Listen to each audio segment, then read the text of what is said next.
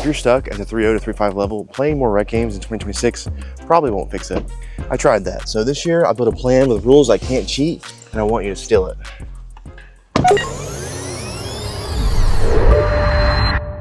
So first things first, in 2026, I am done trying to fix everything at once. So that's why this year I'm picking one thing every single month and honing in on that skill specifically. So January for me, it's gonna be drops. I just made a couple videos about that. So I'm excited to be armed with that knowledge and put it into practice this month. So my challenge to you is to pick one thing this month, hone in on it, drill it, work on it in games, get it locked in, and then in February, you can move to the next thing. So this hack may seem like it's gonna slow your progress down and make your growth come to a halt, but in reality, because you're locking these things in one after another, your game is gonna grow exponentially faster. So I challenge you, commit to it and do not deviate from the plan. And while you're at it, go ahead and put your January skill in the comments. That way we can all hold you accountable. We're gonna be watching, always watching. So I know open play feels productive, but it usually isn't. And that's because all you're doing is reinforcing bad habits, unless you're actually drilling things beforehand and then using those games to reinforce it. So the challenge here is whenever you go out to play open play, take 10 minutes, 15 minutes, whatever you have, actually run a couple drills, maybe 1 to 2 drills, just get something specific locked in, and then you're ready to go play in the games and actually practice them and test them out. So for me, I'm working on drops. So every time I go to play open play, I'm gonna do a couple drills on drops to lock that in, and then whenever I go to play, I'll be ready to actually try it in real game at real game speed. And for my advanced players out there watching, I have an extra challenge if you want to try it. It is to pick one constraint whenever you're playing open play so that you're not allowed to stay in your comfort zone. So for example, you could try something like no drives or even no drops, just something where you're taking away a shot or taking away a variable, and that forces you to try other things during games. One of my favorite ones to do is to do no speed ups.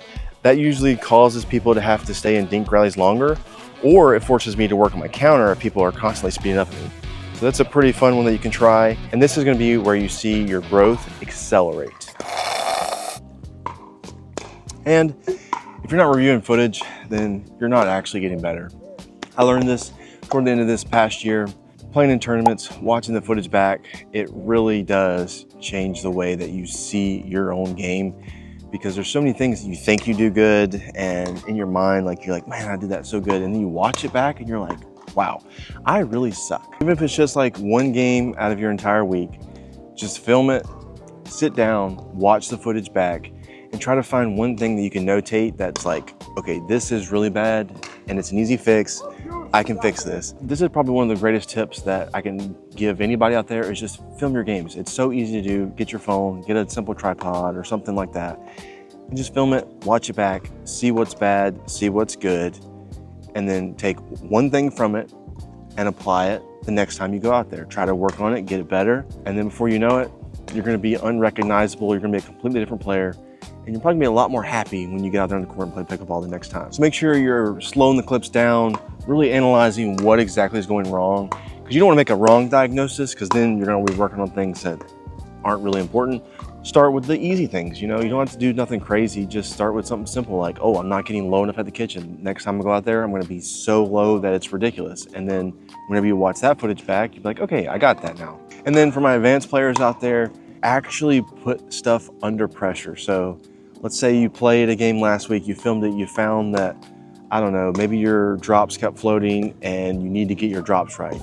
Then what you can do the next week, instead of just playing another game and work on it, which you can do, that's fine, actually put yourself in a pressure situation. So if you're doing that thing that we talked about from step number 2, where it's like you're actually constraining yourself to maybe like no drives, only drops, and then you're capturing it on film and you're gonna see it play out a lot more vividly and a lot more clearly, because you're actually putting more constraints on yourself and putting that specific skill under tension. And this is kind of like the missing piece that is really going to accelerate. So if you're really looking to get better this year and you're really wanting to jump up to that next level, this is the stuff that I haven't seen a lot of people talk about, and it's very important to add this in 2026 to your pickleball game. So if all of this is too overwhelming for you, I'm not asking you to do all 3 of these things.